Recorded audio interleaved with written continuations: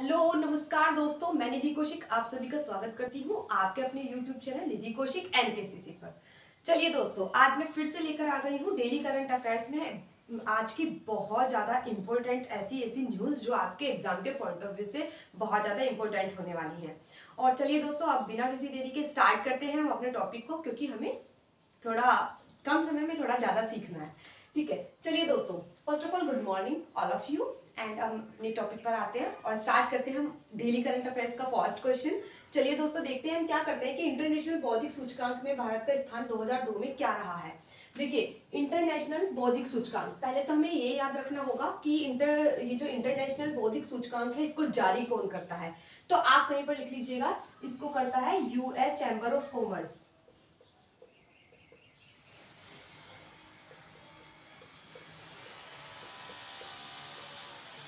इसको कौन जारी करता है? चैम्बर ऑफ कॉमर्स जारी करता है, यूएस चैम्बर ऑफ कॉमर्स जारी करता है इसको। 46th इसकी रैंक है इंडिया की। किसकी? भारत की रैंक कितनी है इसमें? 46। और याद रखना, इसमें जो फर्स्ट नंबर पे है बौद्धिक सूचकांक में वो है यूएसए और सेकंड नंबर पे है यूके यानी कि संयुक्त राज्य अमेरिका।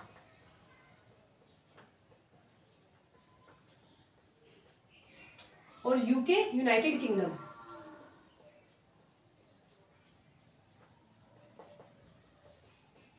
चलिए दोस्तों, फर्स्ट क्वेश्चन आपको क्लियर हो गया होगा। भारत का पहला ई वेस्ट इको पार्क बनाया जा रहा है।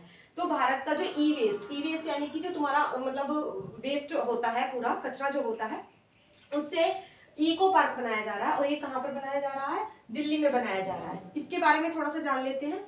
देखिए, 20 एकड़ की जमीन पर, 20 एकड़ जमीन है ना, वहां पर ये बन रहा है इको पार्क। और लगभग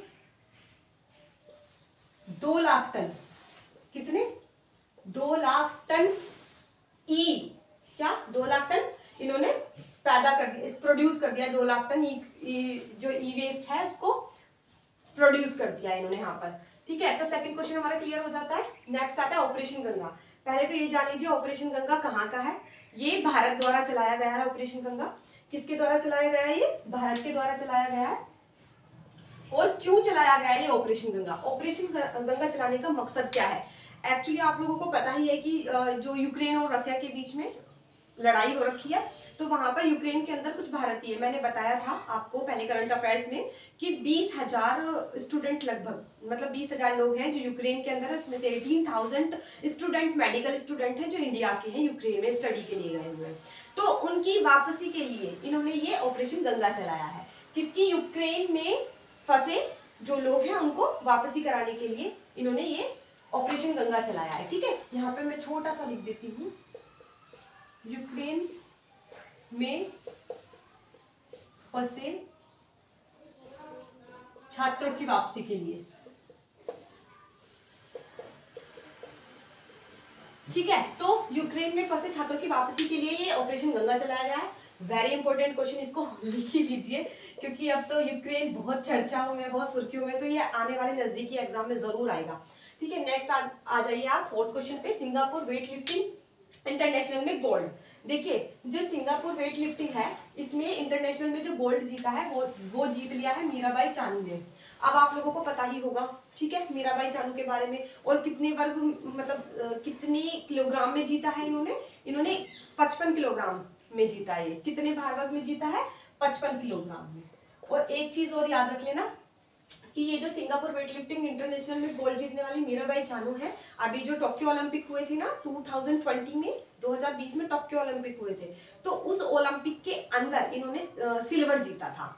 इन्होंने वेट लिफ्टिंग में सिल्वर जीता था। ठीक है, क्लियर। और नेक्स्ट आ जाइए अपने फिफ्थ क्वेश्चन पे। यूईएफए चैंपियनशिप लीग के फाइनल मैच की मेजबानी कौन करेगा? फ्रांस में पेरिस है, पेरिस करेगा। ठीक है, कौन करेगा इसकी मेजबानी? पेरिस करेगा। यूईएफए चैंपियनशिप लीग की फाइनल मैच की मेजबानी कौन करने वाला है? फ्रांस करने वाला है। ये भी वेरी इंपॉर्टेंट बन जाता है। क्यों बनता है जानिए, पहले लिख लीजिए यहाँ पर, वेरी इंपॉर्टेंट क्वेश्चन, क्योंकि फ्रांस पेरिस में ये पहले होने वाला था रूस में। ये जो आपका UEFA championship league final match की मेजबानी करता वो करता रूस, लेकिन रूस में हो रखी है लड़ाई, तो इसीलिए इसको जो है फ्रांस के पेरिस में, अब इसकी मेजबानी फ्रांस में जो पेरिस है वो करेगा, ठीक है। तो और ये कब होगा, ये होगा 28 मई 2022, ठीक है। कब होगा ये? 28 मई 2022 में इसकी मेजबानी करेगा पेरिस। और ये पहले कहाँ होता? पहले ये रूस में होने की बात थी, ठीक है, इसीलिए ये इंपॉर्टेंट बन जाता है। एक महत्वपूर्ण चीज हो यूईएफए, इसकी फुल फॉर्म क्या है, यहाँ पे आप सेपरेट करके लिख लो इसको। यूईएफए इसकी है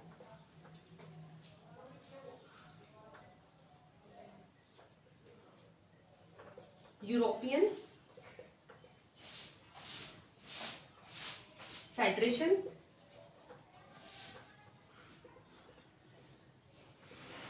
एसोसिएशन, ठीक है। तो यूईएफए क्या होगी? यूनियन यूरोपियन फेडरेशन एसोसिएशन, इसकी फुल फॉर्म हो गई है, ठीक है। नेक्स्ट आ जाइए, केंद्र सरकार ने राष्ट्रीय परियोजना का दर्जा किसको दिया है? केंद्र सरकार कहाँ की? भारत की। एक मिनट में थोड़ा चेंज कर लेती हूँ। देखिए इसमें क्या है, केंद्र सरकार कहाँ की? भारत की। भारत की केंद्र सरकार ने राष्ट्रीय परियोजना का दर्जा दे दिया है अपर भद्रा परियोजना को। ये तुंगभद्रा जो नदी है ना, कौन सी? तुंगभद्रा नदी, जो तुंगभद्रा नदी है उसकी सहायक नदी है ये अपर भद्रा जो परियोजना है, ये जो अपर भद्रा है ये तुंगभद्रा नदी की सहायक नदी है, ठीक है। तो इस सहायक नदी, ये जो अपर भद्रा परियोजना है तुंगभद्रा नदी की सहायक नदी है, उस पर ये अपर भद्रा परियोजना बनाई गई है। और तो अपर भद्रा परियोजना, तुंगभद्रा नदी की सहायक नदी है ये अपर भद्रा, और यहाँ पर परियोजना बनाई गई है। और इसका उद्देश्य क्या है? जो सूखाग्रस्त जो इलाके हैं, कुछ जिले हैं कर्नाटक के, जो पहले इसकी बात सुन लीजिए। केंद्र सरकार ने भारत की राष्ट्रीय परियोजना का दर्जा अपर भद्रा परियोजना को दे दिया है, और ये कहां पर है? कर्नाटक में है। कहां पर है? कर्नाटक में है।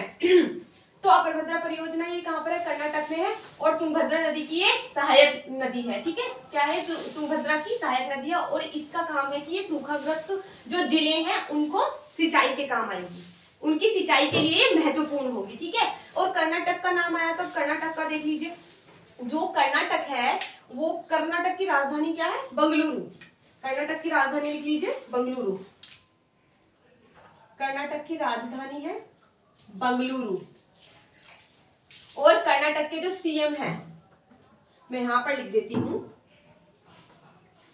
कर्नाटक के सीएम कौन है?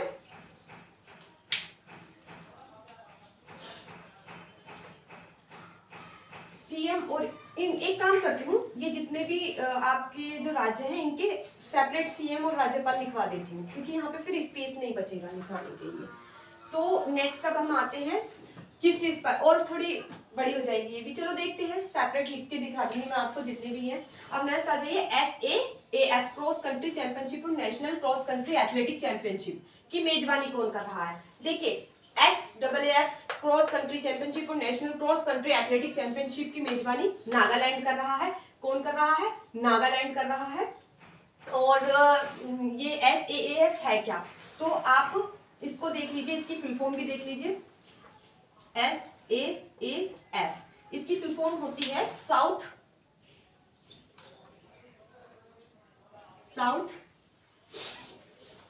Asian athletic federation. Sorry, federation नहीं होगा ये होगा फुटबॉल।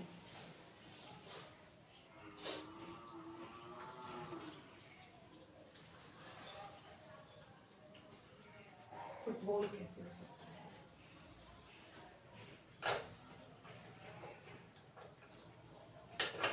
फेडरेशन करते हैं इसको, साउथ एशियन एथलेटिक फेडरेशन। और यहां पर थोड़ा मिस्टेक हो गई है, इसको थोड़ा करेक्ट कर लेते हैं। यहां पर आप लिख दीजिए फुटबॉल, ठीक है। तो ये थोड़ा सा इसका था, ठीक है। तो UEFA union, European football association, और SAAF का मतलब होता है साउथ एशियन एथलेटिक फेडरेशन। तो जो ये cross country championship, national cross country athletic championship की मेजबानी है वो करेगा नागालैंड। और नागालैंड आपको, क्योंकि हम इंडियन है तो हमें पता होना चाहिए कि इंडिया में नागालैंड किस तरफ है। तो ये जो पूर्वी, ये जो आपका पूर्वी वो होता है क्षेत्र यहाँ पे इंडिया का, इस तरीके से होता है। तो उस तरीके से इसको यहाँ पर, ये सबसे ऊपर यहाँ पर क्या हो जाता है आपका, ठीक है। सबसे नीचे है आपका मिजोरम, फिर है यहाँ पे मणिपुर, मणिपुर के ऊपर है आपका नागालैंड, और यहाँ पर है अरुणाचल प्रदेश, ठीक है। तो आपको बताना चाहिए अरुणाचल प्रदेश, नागालैंड, मणिपुर, मिजोरम, ठीक है। और मिजोरम के साइड में यहाँ पे त्रिपुरा है। किसी दिन डिटेल में बता देंगे आपको पूरे मैप के अकॉर्डिंग, ठीक है। अब यहाँ पर आ जाते हैं नागालैंड। नागालैंड की राजधानी क्या है? कोहिमा। कौन है नागालैंड की राजधानी? कोहिमा। इसके सीएम कौन है? लिख ही लेते हैं थोड़ा सा, नेफ्यू रियो। ओके, इसके सीएम कौन है? नेफ्यू रियो है। और नेक्स्ट आ जाते हैं हम, ओडिशा के पूर्व सीएम का निधन हो गया है। और ये जो सीएम थे ये कौन से वाले सीएम थे? ये पूर्व सीएम थे, और ये जो है आदिवासी सीएम थे। कौन थे? आदिवासी सीएम थे।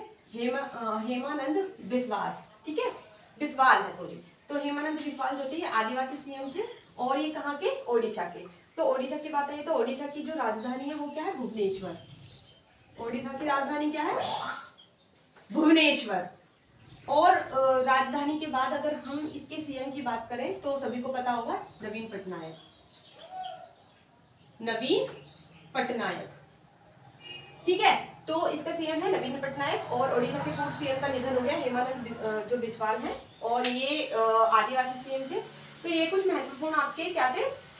करंट अफेयर्स थे। और हमें थोड़ा शॉर्ट में करंट अफेयर्स को करना होता है, तो बहुत सारे करंट अफेयर्स में से जो वेरी मोस्ट इंपॉर्टेंट क्वेश्चंस होते हैं मैं वो आप लोगों के लिए लेकर के आती हूँ, ताकि आप लोगों को उससे थोड़ा हेल्प मिले। अगर आपको मेरी थोड़ी भी अच्छी लगी हो वीडियो तो लाइक, सब्सक्राइब एंड शेयर करें। धन्यवाद।